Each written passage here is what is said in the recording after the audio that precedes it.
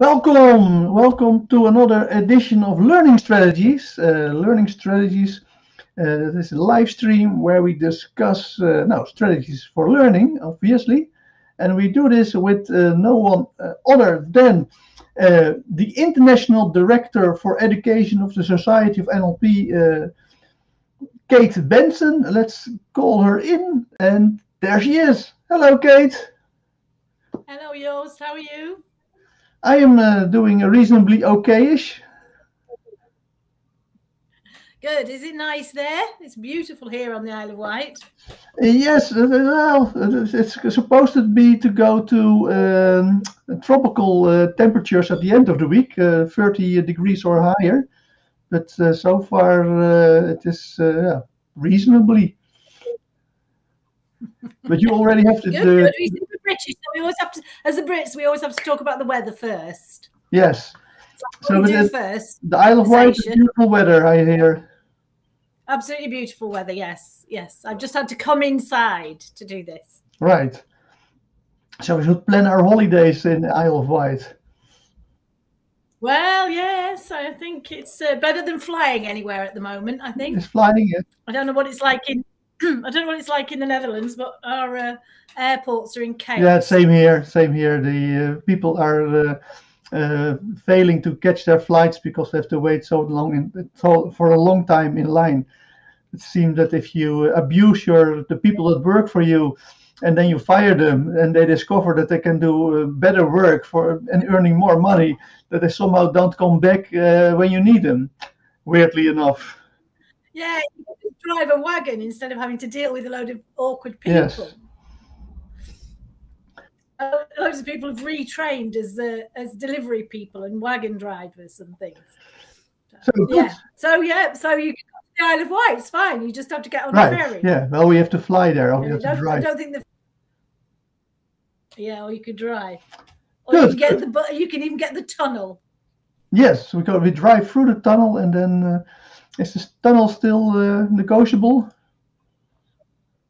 Yeah, you can't drive. No, that's true. You can. You have to put the car on a train. You have to put the car on the train, and it brings you. We did that when far too dangerous having. We did that when we. You did that once, didn't you? When we left your party, when you, I don't know how you. I think you turned 30 years old or something like that. It was like. Something like that. 10 years ago, I know. So. Not quite 10 years ago. So also welcome. Right. So welcome to our viewers. Jane is here and Sean. Welcome. Good to see you all again. And we have a topic: enthusiasm. How to gain enthusiasm very quickly, or within a couple of minutes, even. So, how do we gain enthusiasm? Well, how do we do it? Well, we were talking last time about well-formed outcomes, weren't we? Yes. And I had a model, Pure, and you had another model. Was it Marco, your model? Yes. See, I remember that was good, wasn't it? So, and often when people sort of read about well-formed outcomes or Pure, or however they perceive it, whatever the model is they're using, they often get quite mechanical about it.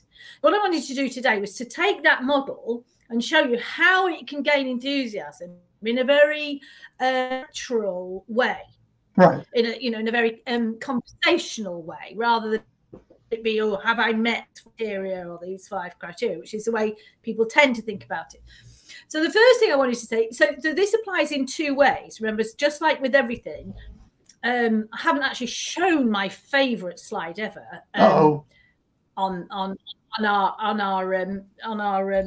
our little chats yet, but I will do one week soon. But one of the things that I often say, and you'll have heard me say lots of time, is that that there is really no distinction between teaching and learning. So right. if you're teaching and not learning, you're not teaching very well. Mm-hmm. If you're, they're the 2 sides of the same coin, and I've got that slide that reflects teaching and learning together. Yes. So when we're talking about teaching something, we're also talking about what you do on the inside of your head, which is about your strategy for learning. one of the reasons that teachers in particular, and a lot of people will identify with this having been through the school system, one of the reasons that teachers find it really difficult to understand and help kids who are not engaged by the school system is the main reason is because they were. So they were the sort of children who went into the class and they took their enthusiasm in with them. And they were like, what are we going to learn today? They did all the right things on the inside of their heads so that they loved school and they loved learning and they loved the structure that the teachers gave them and they loved their teachers. So they leave, they go to university, they do a degree and they think, what am I going to do with my life? Well, what I really liked doing was being in class. Right. So I'll go and do that for the rest of my life. So they've had a really positive experience of school and probably university as well and learning. And they've got good strategies on the inside of their heads. So when they encounter somebody who doesn't have a positive attitude, doesn't see the point in doing it, hasn't got the right strategies on the inside of the head, they don't know what to do. Right. Well, of course, NLP says, well, figure out. Sorry, as the NLP says, figure out what you do inside your head and put it inside somebody else. So that's why this is so. NLP is such a good process for teachers because they can go like, well, I know how to do that, so I can figure this out in my head and give it to my students. Yeah, I was already surprised when you start talking about children who liked their experience at school. I would go, do those children exist? Exist. But, yes, they're the ones that are standing at the front of the class 10 years later. So they're the only ones that go back enjoying it, you see. And what happens is that then they have this experience of being in a class really enthusiastic. And there's these really annoying children in their class. This is when they're a student who don't want to learn and they disrupt their process. So those teachers, when they get back in the classroom, have a really negative view of those kids who are not, and they think they're difficult, stroppy, awkward, don't want, and they think all those issues are around their, innate personalities rather than what's being presented to them. Mm-hmm. So that's why it's really important. The reason I'm saying that is if you are a reluctant learner on the inside of your head, then these strategies that we're going to talk about today that you will use as a trainer or teacher, you use on the inside of your head to turn yourself into a really good learner. That's why I was talking about that, you see. Good. There's always method in my madness. I would not expect otherwise. Not always then. Most of the time. Right. So that's what we're doing today. We're looking at what it is you have to do on the inside of your head to be a really good learner. What you have to do on the outside in front of a group to get them to learn and gain enthusiasm early on. Right. The first thing to say before we do any strategy stuff at all is it's about, which we haven't done much work on yet, but it's about your state. It's about what you bring in with you. Right. If you don't bring a vast array of enthusiasm and engagement with you, then you all the strategies we're going to share in the world won't work. Good. Because probably about 80% of it is what you bring in. And we all know, we've all had that experience of a teacher or a trainer, well, teachers in particular, who come in the classroom and they go, well, we've got to learn this today. And it's really boring, but we have to do it because it's on the curriculum and it'll probably come on the exam. Right. And then they wonder why the kids aren't very engaged. No, that doesn't sound very engaging. But before you continue, I have a question before you continue. Yes. Also, the connection is quite bad with the Isle of Wight. Might be a lovely summer day, but the internet. Oh, is it? Yeah, so you're a bit frozen currently, but we can hear you. Okay, it's been a bit dodgy all morning, actually. I have to say.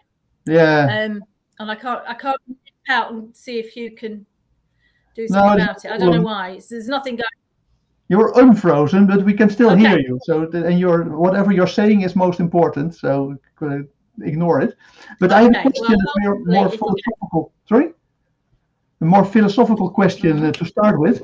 You said, okay, that is important to bring enthusiasm, but you said it's a state. Can we also call it an internal behavior, enthusiasm, rather than a state? Yeah, we can. Good, because I like the idea. I like the idea that. And I wouldn't like to. I wouldn't like to sort of lower your level of enthusiasm by calling it something that doesn't work for you, Joost. Well, yeah, that's good. That's good. I support that. Thank you. At the same time, if you say it's a state of enthusiasm, then it sounds like something that you need to find or get. But if you say enthusiasm is something that you do, it's internal behavior, then it makes it more clear that you're actually in charge and capable of doing it. Yeah, and I have a really good example of this, which I wasn't going to share today, but I will, because you've brought up you brought that up in terms of an internal behaviour, and I wrote about this in Teaching Excellence. I had a student, an adult student, who's a teacher when I was teaching Excellence. Actually, I was teaching practitioner, so it's a fairly early on, a couple of days into a practitioner course, so we hadn't done a lot of NLP, and I can't even. I think we probably still doing, creative tools, all that stuff that you do at the beginning of practitioners. And this guy came up to me and he had the longest face you'd ever see. He was a hairdresser, teaching hairdressing in an FE college, and a trade college, I think you call them in Europe. And he came and had this really long face and he was really upset. And I said, what's the matter? He said, I'm a terrible teacher. I'm just realised what a terrible teacher I am. And what an awful person. Right. Yeah. Well, this isn't quite what we're supposed to be doing on a practitioner course. We're supposed to be making people feel good for reason. So he told me this story. So he said that he had 2 groups of students doing hairdressing, 25 students each. Majority of them were almost demographically identical. Same age, same area, similar backgrounds, same educational experience, whatever. There was really nothing to distinguish them. But what he said, one of them are my angels and the others are my devils. Yeah. And he said, he plans his class, the same subject, the same, plan, whatever, each week for the 2 groups, identical. One of them it goes beautifully and they're enthusiastic and happy. And the other one is just a nightmare from start to finish for the whole length of the afternoon or whatever it is. And he said, and then looked at me and said, I just realised that. I said, so okay, so what's your problem? He said, I just realised that I've met. So I said, well, no matter, best thing about the past is it's over. Let's, move forward. Right. So what he realised was that whatever had triggered this angels devils thing in the first place, whatever it is, it doesn't really matter. He was doing a lot to perpetuate it, because as he was walking in, he was bringing that bit expectancy with him. Right. So that's what he was doing in his head. And if we break down to what he was doing was he's sitting in the classroom, he's got his angel group, or he's sitting in the staff room, he's got his angel group, and he's thinking about the class, and he starts to generate good feelings about it. Right. Then he starts to imagine that the class is going really well, and how happy he will be, and how happy they will be, and how successful they will be. And so he then, he future paces the whole thing. He runs the movie on so that it's a very successful class. Right. And guess what? He goes in, and it is. Yeah. And then with the devils, he's sitting there in the staff room thinking about how hard work they are, generating a whole load of bad feelings about them, thinking about how disastrous it's going to be, how long the afternoon is going to feel because they're not going to do what they're supposed to do. And so then he goes in like that.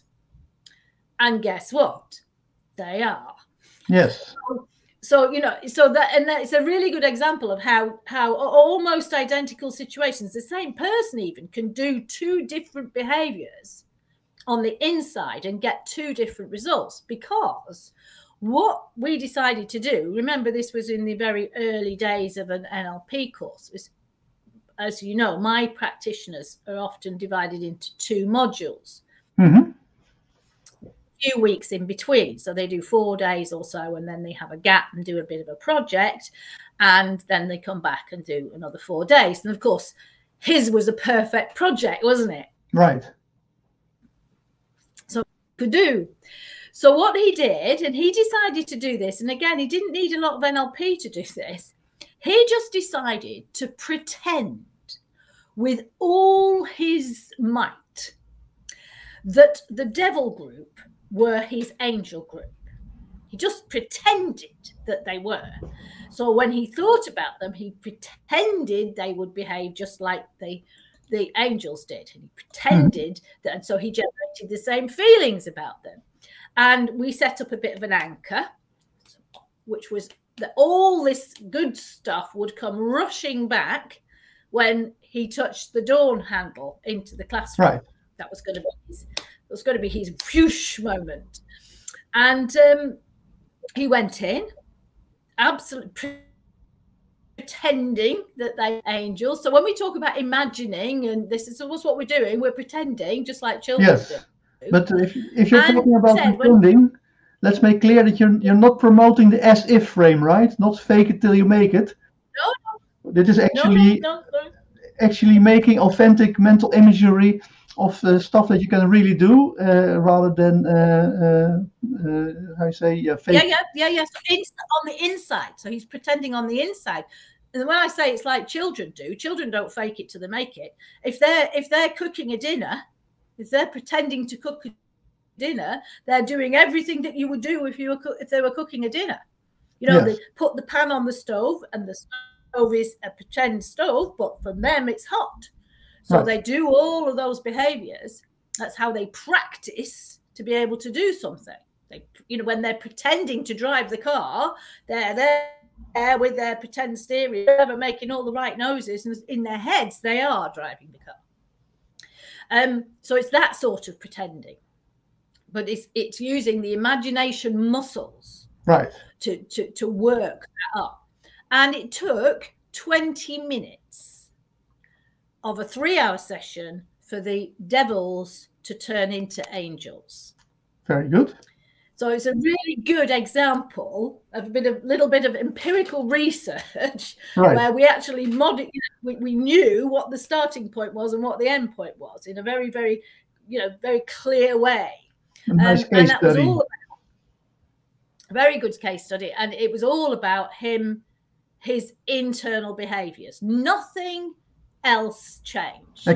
Exactly. Ben, I'm very happy that you say internal behaviors, because this was things that he was doing, feeling differently, imagining different things, and so forth, and so no, the Dutch, etc. That's the English version. Well, you could say and so forth. You could say as well. And so forth. Is that actually English as well? Yes, and so forth. Yeah, and so forth. And so forth. Yeah. The Dutch version of and so forth is and so forth. And so forth, right? So you can say the same thing, almost the same. Yeah, it was my father's favorite phrase. Okay, and so forth. And so on, and he used to say, and so on, so forth. And so on, so forth. And so on, so forth. Yeah, so on, so forth. I'll keep it in mind, see if I can remember it and use it appropriately whenever I can. Oh, my dog's barking. Right, so we're happy with internal behaviours then. So I'll continue to use that term instead of state. Fantastic. And be corrected by you. That means that you're more in line. That means that you're more in line with ABC NLP from now on. So and so on and so forth.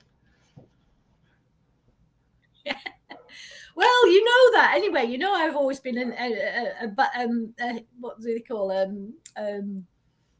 a closet behaviourist. Yes, but I would say you're also quite innovating. So you're unlike most NLP trainers, you don't shy away from actually updating NLP as well. No, absolutely not. Well, I had to, because nobody was doing what I was doing in education, so somebody had to make it up. Exactly, yes. Okay, so what we're saying is that the first thing before you do anything else, when you're going to do something, you need to talk to yourself in a really positive way about it. That's the behavior you need to engage in. So you need to use a good tone of voice. You need to use some enthusiasm. You need to make pictures of being successful and movies of being successful, and imagine how it's going to be when you get to the end, just like we did on the timeline and the well-formed outcomes in the last few weeks. So that's before you do anything else. None of the other stuff works unless you do that. So that's my first. That's the first thing, really. The first tip: do that first on the inside. Yeah. So if you're going to do that for yourself in terms of learning, also if you're going to do it in terms of teaching or training, you still need to do it, because unless you go in with that same internal behavior for yourself, you can't impart that to the students. Or your presentation. We've all been there where there's the really dull, dire, bored presenter, trainer, teacher, or whatever, who's just not going to make it happen. So so then just let's remind them quickly. Let's remind everybody what the pure conditions were that we looked at last week. Have a quick flip up there. Sounds like you want your... That's the one. So just to remind people, so the wealth, in case, and some people may not have been here or seen it. So what we were talking about last time was the idea of well-formed outcomes, or this dreadful American saying of conditions of well-formedness, which is so not well-formed, in my opinion, in terms of grammatical English. It's like, so I use pure because it's like it's got a nice zing to it.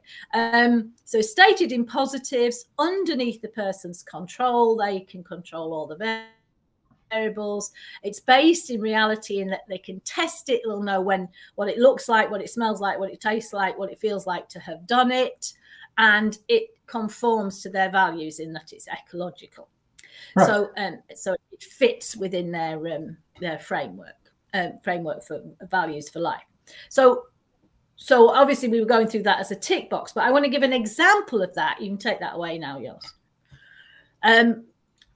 How this translates in terms of trainings and teachings is often that the received education wisdom, and as some people will know, I am not a great proponent of received educational wisdom. And as you said, if for me something doesn't work and doesn't fit, then I'm not going to perpetuate something just because it's been done forever and ever and a day.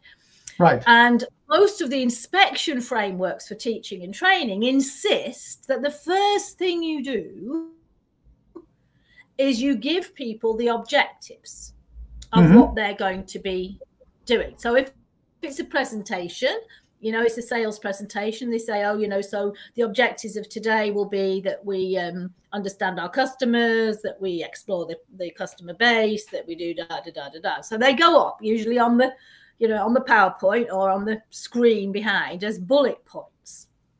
Now I don't object to that, but it's not really the first thing that people need to be seeing, or if they are seeing it, they need something to go along with it that generates that behavior that means that they're going to be enthusiastic when they look at the list.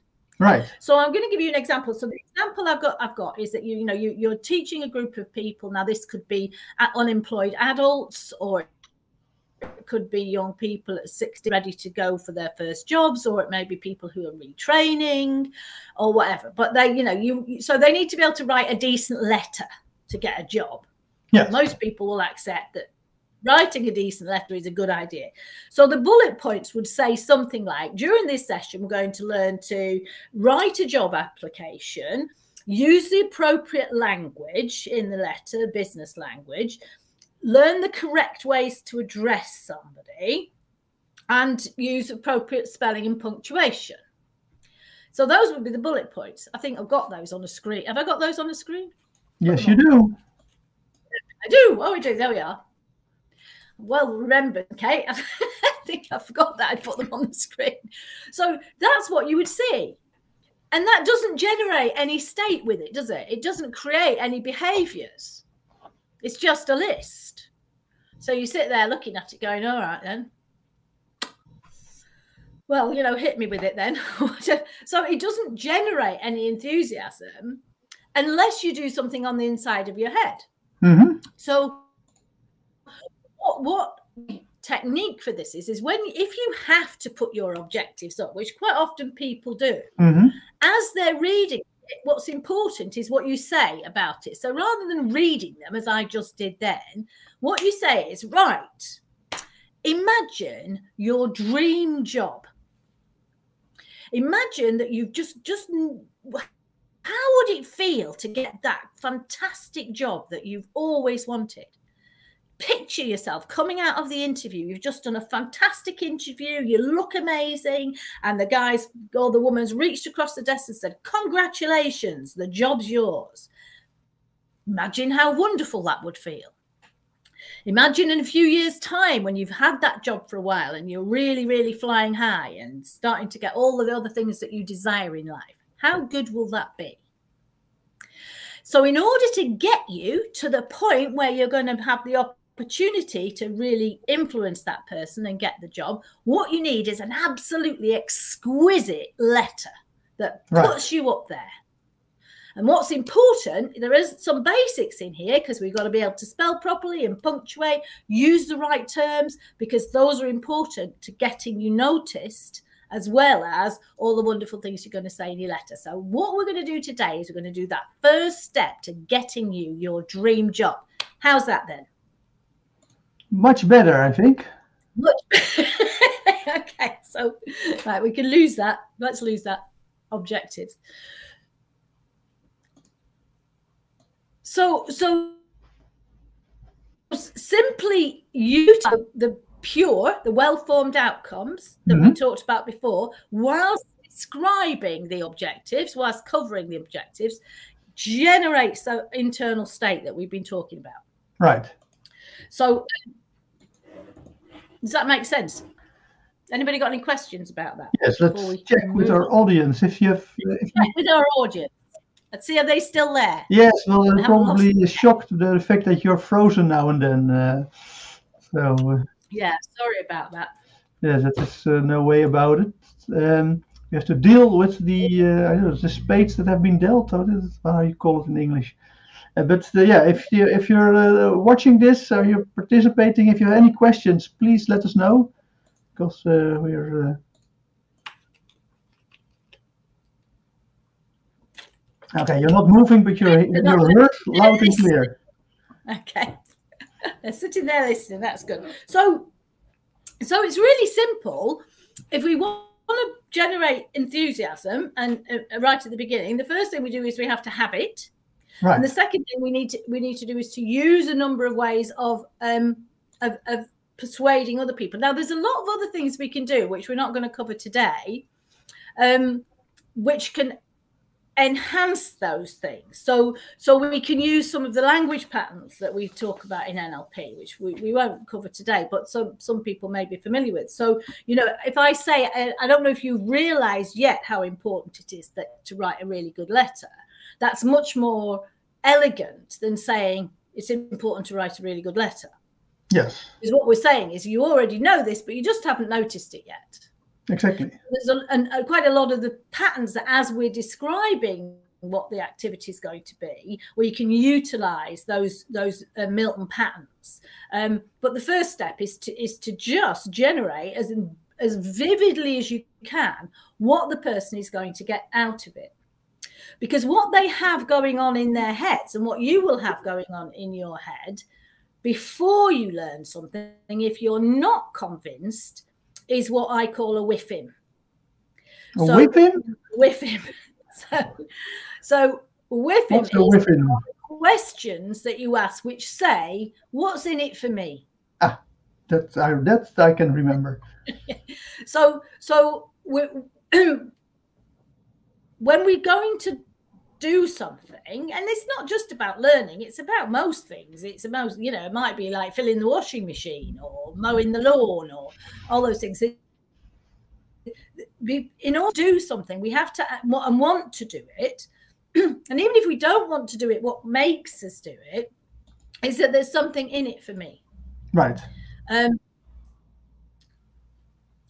there's a series, and so if we can't answer those questions, what's in it for me, then we won't get that enthusiasm. Have I put them up there? I think have I put another slide up? Yes, a third slide. A third slide. Well, it's better if I keep freezing. At least if they've got a slide up, then. No, you're doing okay. The more people complain, the more the Isle of Wight is giving you more bandwidth to actually keep moving while you're talking. That's good. Well, it might be that Hugh's shut down his computer or something. So. Oh, that's interesting that the bullet points have come up as number 4 on your slide. I wonder why. Okay, yes, that was also in the previous slides already. But oh yes, that's interesting. I was wondering, but normally I ask all my weird questions. I was already wondering, but I thought it has something to do with that 4, that pure has 4 letters. So I was going, 4. There should be something there, but no, I think it's just. I think it's just because I'm probably using it on a PowerPoint and you're on an app. I'm on a Windows program and you're on an Apple. So something like that, but then we call it Google. Like or so yeah, some weird thing. Anyway, it doesn't matter. It's just wonderful. But beautiful. It looks rather nice, actually. Yes, I like it. So you're asking what's in it for me? The questions that people need to know. What's in it for me? What am I going to get out of it? So that first thing that we were just describing then is actually, saying, imagine what it is you're going to get out of that. Why we should do this. We also need to know. So we need the why. We need the what is it what is it that that's important about this? What is it about? What are we going to do? What are we going to do? What are the bits that we're going to do? So after your initial introduction, it might be that you say, so the first thing we're going to do is have a look at some really good letters, examples of really good letters, and then we're going to have a go at and we're going to look at the structure at that, and the beginning and the middle and the end, and then we're going to write the beginning, the middle and the end, and then we're going to review and see how we could improve it. Those are the steps we're going to take to do that. So that satisfies those people who need to know, what is it we're doing? Then we need to know, the people need to know, how does it relate to what else is important to me? That's like that ecology check thing. Well, you're telling me about my dream job, and I can imagine having a dream job. Yeah, I can imagine writing this essay. But actually, I don't really want a dream job. I want to go backpacking around the world. So me selling the dream job to somebody might not be what they want. Exactly, yeah. Because it doesn't relate to what's important to them. So I've got to figure out. Was another question that I did not ask. That was, but I really don't want a job. I hate jobs. I'm psychological unemployable. Yeah, exactly. And we have I'm not going to name names, but we have a friend, a dear friend in common, who decided quite some time ago, years and years ago, that she was just unemployable and that she could never work for anybody else. So if she'd have been in this class today, even my wonderful explanation of the dream job wouldn't have worked. But if I knew a little bit about her, then I'd have to structure what other situation would she need to be able to write a really good business letter. Right. So it might be to apply for charitable funding to go around the world or something else. I'd have to find something that matched with her criteria, because it's got to relate to what's important. So as you say, if getting a dream job is not important to you, it's not going to work. Right. Where will I use it? Where, and what's the context? So again, there'll be, if you've got people who are likely to be applying for jobs, then it's obvious, but it might be that for 1 or 2 people, you need to find different scenarios for where they will use that. And what will it do for me in the long term? What will it get me in the long term? So those are the sorts of questions that ordinary people, non-NLPers, have going on in their heads when they're trying to decide if they're going to be bothered to do whatever it is that we're asking them to do. And if we don't answer, that's... Sorry? So can you do this before the training program starts? I'm thinking about my own training programs where I actually have a 1 hour. Well, it depends on how easy it goes, but between, like, let's say between 20 and 60 minutes talk, either in live in person or on the phone or through Zoom, where we discuss these kinds of things before the training program starts.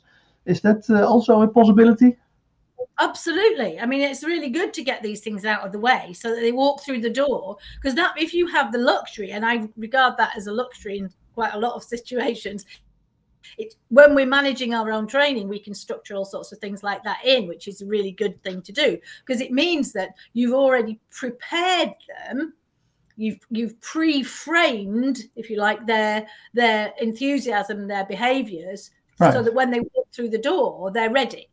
Yes. Which saves you a lot of time and energy polishing people up in the first place. Yes. So yes, absolutely. If you have that opportunity, you can often, so there's quite a few ways you can do this in advance. One is with your model of having a coaching session in advance, so everybody gets that time. The other is through your publicity material. Mm-hmm. So if you answer these questions for as many people as you possibly can on your publicity materials or your little videos or however you promote your I now have a podcast series of 365 podcasts, hypnotic meditations for every day of the year one. It's in Dutch, so the people in English speakers can't enjoy them. But there I make clear that my training programs are only for the top 1% people of the Netherlands. Is that a smart move? Well, it certainly generates exclusivity, and some people really like exclusivity. Okay. And so that they go, oh, I want to be in the 1%. Yeah, the 1% most extraordinary people, because I don't want normal people. I want extraordinary people. Absolutely, and that yes, absolutely, that's a really good strategy. When I used to myself. Because if there's a normal person in the training room, that they suck out all the energy I have. Yeah. Well, what constitutes being normal in your book? So when you say normal or not, I live across a institute for the mentally handicapped. I say the retards, but that's not very political correct. I think it's not a very nice thing to say. Yes, no. That's what they say, that they call themselves. That's nevertheless, and they have a motto as an institute, and that everyone is special. But I agree, everyone is special. But if everyone is special, we cannot be equally special, because then we would all be the same again. So there has to be a hierarchy of specialness. Or a diversity of specialness. It doesn't have to be a hierarchy. It could go that way. It doesn't have to go that way. But it's that way. If we would measure if you measure the specialness of your, then you come up with one number, and all the people have to have a different number, and then you can order the numbers in a hierarchy. And I only want to work with the top 1% most special people.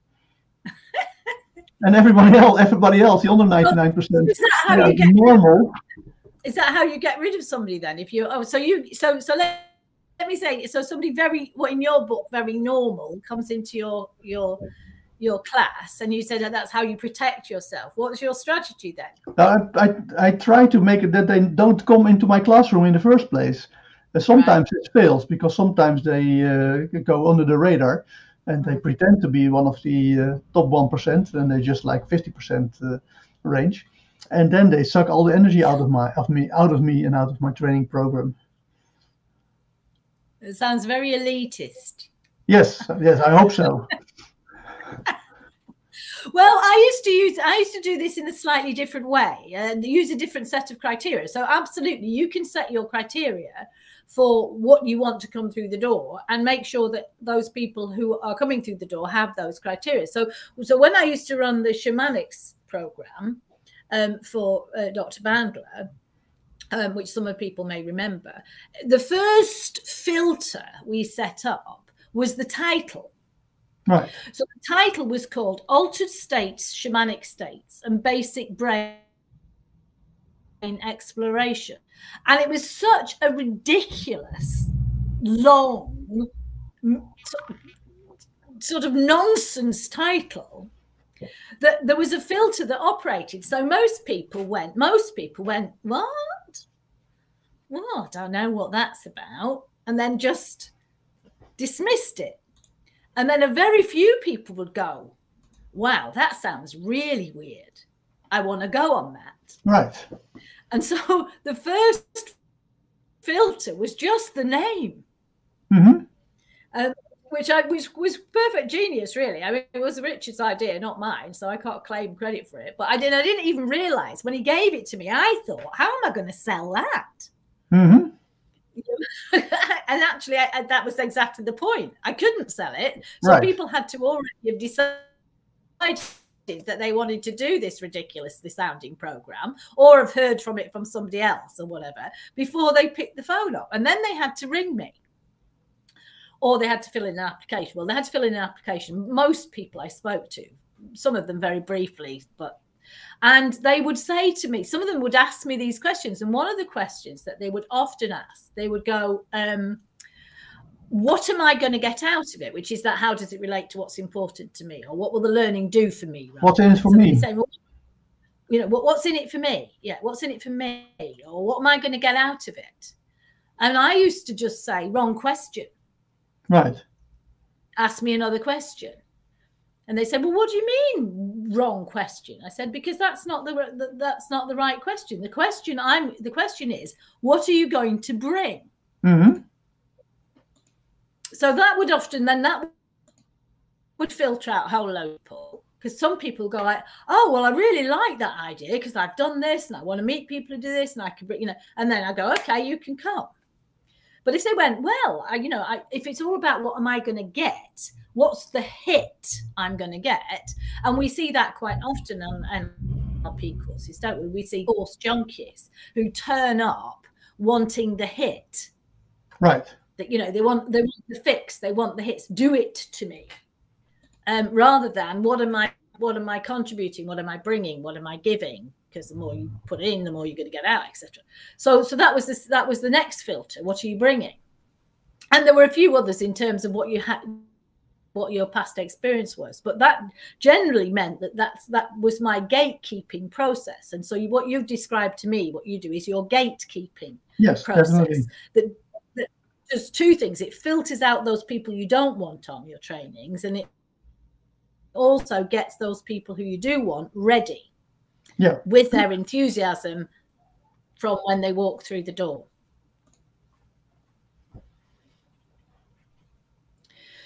So you know, there are lots of different ways. So those are two, you know, so you can do it at the beginning, you can do it, you know, pre the course, you can do it through your literature, through podcasts, or you can do it as you walk through the door, you know, when you go through the door. The skill is, if you're doing it, if you have, you know, because a lot of people aren't in the privileged position that we're in, you know, so where we can pick and choose students. You know, you get what you get, or you walk in to do a training and, you know, they're conscripts.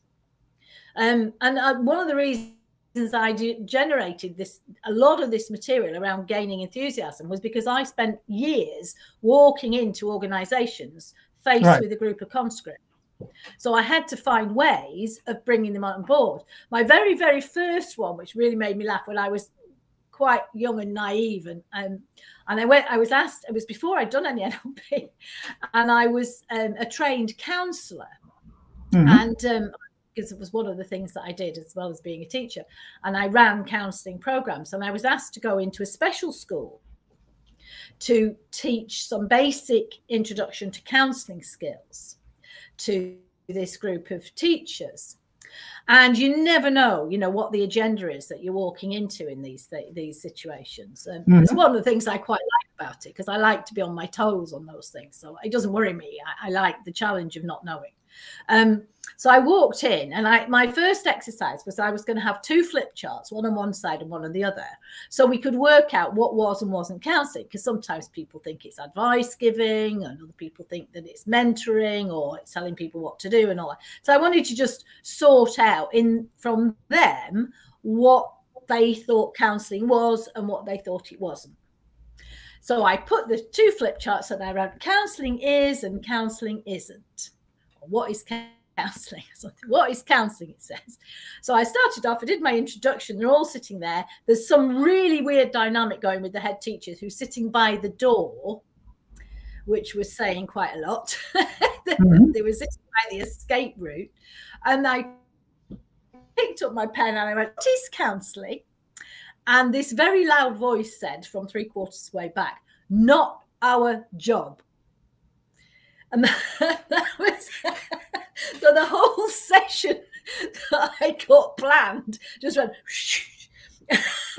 to the window, because we had to go, okay, so, you know, and the whole thing was about we're being asked to do this and we have no intention of doing it. It's not our job. We're teachers, blah, blah, blah, blah, blah. So that was the agenda.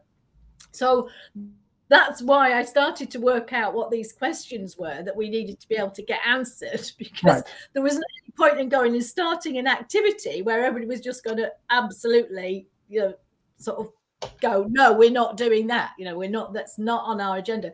So there wasn't anything in it for them. They didn't care what the subject was. It didn't relate to what's important to them except negatively, because it just gave them more work to do. They didn't want to use it anywhere, and it wasn't going to do anything for them. So I literally just threw everything out the window that I had in my head and planned and went, okay, so what is, started to answer, what is it that you know, what training would be useful for you? You know, what is it that you want to learn that would help you in your job? You know, and this poor head teacher was just backing out of the room because it was all the usual stuff about not enough time, too much admin, blah, blah, you know, all the rest of it. So that's my take on gaining enthusiasm. There's lots of other things we could do, but those were the two basic things I wanted to cover today. Very good. So let's check whether there are questions. Well, the audience has been very quiet, maybe because each time you froze, they froze. I don't know. So, well, maybe let's ask them something specific. Let's ask them rather than have they got any questions, which is a horrible question to ask. Oh, sorry. Oh. Well, it's just like, oh, I don't know. What question? But what I'd quite like to ask is, are there situations that they've faced or they've encountered or are likely to face that being able to generate enthusiasm would be helpful? Are there specific things that I could help them with that they're facing, where they want to get enthusiasm going? So what are the contexts that they would use this in, if at all? Well, while you wait, I don't have to work with conscripts that often, but I can imagine it being, I not imagine it, I always find it much less interesting than people who actually volunteer to participate in the training program. Have you any other tips? Well, I think the other thing is it's very easy to turn people into conscripts. That's the other thing that we forget, is that you can have a group of enthusiasts who coming in are very enthusiastic, and the easiest thing in the world is to turn them into conscripts. The hardest thing is to keep them enthusiastic. So, you know, quite often you get people going, well, I really thought I wanted to learn this, but then I really thought I wanted to learn philosophy, but then I went and there was this really dull professor who droned on and on and on. And after the first 2 weeks, I realized that I didn't want to do that at all. Right. So it's quite easy to turn people around the other way. It's harder to keep them engaged, you know, and keep them coming back. And I think, you know, there are challenges within both models. So if you're running an short intensive course like a prac or a master prac, then you've got to keep them coming back day in, day out, you know, for a period of time. Right. And you've got to really sort of build the cliffhanger at the end of the day so they come back wanting to come back the next day. But if you're teaching a longer program, like maybe your ABC things and the things you do in universities, where you're teaching for a day or half a day, and then it's the next week and the next week, and you've got that very small chunk, then you have to set up the challenge for the following week so that people's enthusiasm doesn't slide as time goes on. Right. So each of them have a different, and I think, you know, the hardest thing we used to say in teaching, we used to say, you know, there are certain days, you know, nobody wants the Friday afternoon slot, you know, nobody wants the Monday morning slot, because those are the worst slots to be teaching people. You can always tell, because what happens is that the wiser, older, wiser, more experienced teachers and trainers dash in and grab the slots that are not Monday morning. So it's always the youngest, least experienced teachers and trainers who get, you know, what we call the death slots, you know, right. the slots from hell. And actually, after lunch is always. I call it prep course on Mondays. Yeah, well, no, I mean, I'm not saying it doesn't work. I'm just saying, you know, that those are the classic things. You know, if you're teaching teenagers, Monday mornings after a weekend is not the best time. You know, no. In fact, one of my students was very happy. Who's a teacher, was very happy that they were having teaching on. They had an online day yesterday for revision, and he'd been at a festival all weekend, so he was very relieved that it was an online day because he didn't have to get up and go to work first thing in the morning. So it's not just the students, it's also the teachers sometimes. Yes, no, I can mindful as we move into the festival season. We've got the Isle of Wight Festival this weekend and Glastonbury next weekend, so I suspect there'll be a lot of Monday mornings missed in the next few weeks. Okay, so we do have a remark, I think. Let's see. Jane says, this is helpful for my youngest. Practice test papers yesterday, 2 hours total. Oh, took all day. Also noticed my own mood similar, without taking full responsibility, self-motivation techniques. What's the question mark for, Jane? What, without taking full responsibility? Is that him or you? I think. You know, I'll tell you what, if you're a teacher or a parent and your kids are taking exams, you practically take them with them. I mean, I've paced outside exam doors for many an hour, praying that my students, you know, because once you see the paper, then it's like, you know, students think that when you see the paper that you just, that's it then, it's fine, or it's all over. But actually what you do is then beat yourself up like crazy, or it's possible because I didn't do that. Oh my God. I didn't revise that, or I should have spent more time on that, or will they remember this bit? And or you know, you might be really lucky, go, great, I absolutely nailed that one, you know. I just hope they remember. So you live it through every moment, Jane. What I would do, I think one of the things I would say is, you know, if he's taking a practice paper and it's taking him all day and it should be 2 hours, then you need to set up some time limits with built-in rewards. Yeah, ABC model. So that there's a reward for getting faster and faster. And there's all sorts of passages in Teaching Excellence of this, you know, the faster you do it, the better you feel. The more you do it, the better, you know. So you use that more the more pattern to get them to speed up, and also have, you know, it might be, you know, you're going to cook them their favorite lunch, you know, get through it by 12 o'clock and we'll have, you know, whatever it is that they particularly want to eat, beans on toast, and we'll celebrate that way or whatever. So set up some time limited rewards, because otherwise what they do, teenagers, is that they just say, oh, I've got to do this. And they spend so long finding loads of ways of not doing it. It's not that it took him all day to do that paper. It took most of the day him avoiding doing the paper. That was the reality. He wasn't doing it. So if you said he took all day to do the paper, that's not true. He took all day avoiding doing the paper till eventually managed to do the 2 hours paper by after 8 hours or whatever. So the thing to do is you need to work on his avoiding strategy and put an enthusiastic strategy. And one of the best ways of doing that is to go, when you've finished, how fantastic it's going to be, because I'm going to eat beans on toast and then we'll play football or whatever. Yes, well, I'm a great fan of bribing teenagers, but also adults, with positive consequences. Just remember to check with them whether it's a positive consequence for them. Many adults think they know what is a positive consequence for other people, and in reality, then it turns out that they don't like that at all.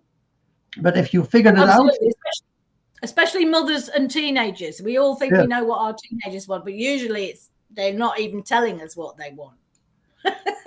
So whatever it is, and then of course promise it, but more important is that once they have done the desired behavior, in this case revising, deliver the rewards, and then you make them addicts to do whatever you want.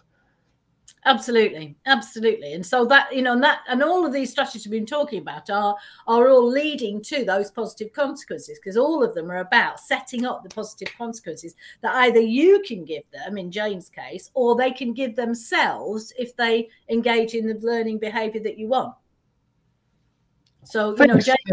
Jane says thanks. Yeah, well, I just can see the scenario because I've been there so many times with, are you doing your revision? Yes. No, it doesn't sound like it. It sounds like you're downloading the new album from such a. No, I'm not. I'm doing it whilst I'm listening to this. And teenagers are just phenomenally good at avoidance. And what they don't understand is, they don't understand about delaying gratification. This is one of the problems in their brain. So they do it now and you'll feel better. They don't understand that. They'd rather feel really bad about the fact that they're still dreading doing this paper, and they can dread doing it for about 6 or 8 hours, and then eventually they're just ground down so they have to do it. So the whole day is unpleasurable. So what we need to do is build in those intrinsic or extrinsic rewards. Doesn't matter to me. I don't care, because extrinsic rewards lead to intrinsic rewards. So this is a question I got asked quite often by teachers, is that, well, if you use extrinsic rewards, then they only do it for the reward. No, they do it for the feeling they get. Yeah.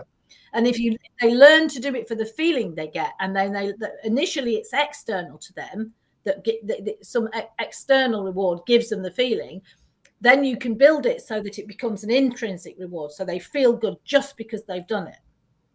And often teachers get this very confused, the stickers. That's why some people don't think you should use. Well, I can do a whole hour on positive rewards and positive reinforcement, and about how to start with reinforcing every desired behavior, but then you have to water down the rewards so that their brain goes, well, I want to have more rewards. I need to do more. And then finally you randomize it so that they're completely clueless of what they have to do to get the reward. So they will do everything for you. And that works wonderful. That's exactly what dog training. That's exactly. that's basically dog training, because it's basically training, and we also use it for dogs. Yeah. Okay. Well, yes, because what they discovered was that dogs would do more of a positive behavior more often if they were gambling. Yeah.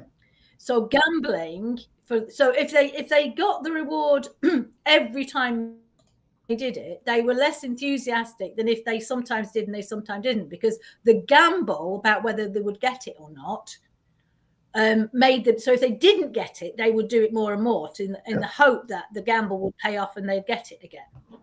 So in the brain, that's actually how dopamine works. Dopamine is the internal reward system, and it will trigger a bigger dopamine event if it's unexpected, either because you did not expect it or it's unexpectedly big, the reward. So, but you have to start with expected reward. If you promise something and then don't deliver, then it turns into a negative reward or a negative consequence, I should say. And then they start doing less. But so if you promise it, you have to do it. But at some point you can say, well, we now have done it so many times. Now I'm going to, you have to do twice the work before I get your reward. And then at some point you say, well, now we've done so many rewards. Now I'm just going to give you a reward now and then, and you'll never know when or how big it is. So don't promise things and then don't deliver. That is actually quite negative. Yeah, absolutely. Absolutely, I absolutely agree with that.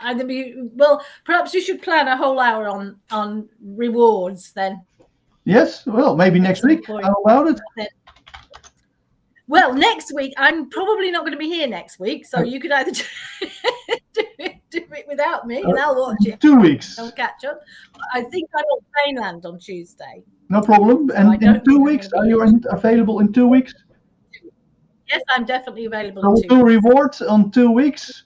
And so for all the watchers, thank you for watching. And if you're rewatching this or listening to it later, come and join us on, in this case, June 28th.